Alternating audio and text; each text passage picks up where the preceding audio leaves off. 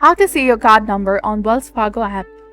Hello and welcome back to our channel. Since chip-enabled cards have reduced physical fraud, criminals now focus on online theft.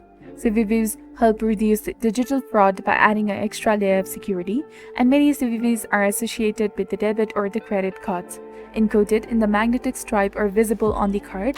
Despite hackers easily accessing the card numbers and expiration dates, CVVs are harder to obtain due to the industry regulations, and this extra step is necessary for online transactions.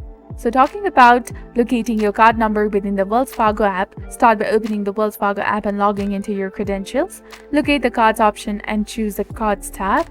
Select the specific card you want to view and click on View Card Details, and initially you will see the last 4 digits of your card number. To unveil the complete number, tap on the eye symbol next to the last 4 digits, and the app will then ask you to verify using your fingerprint or the PIN code. After verification, the entire card number will be visible briefly.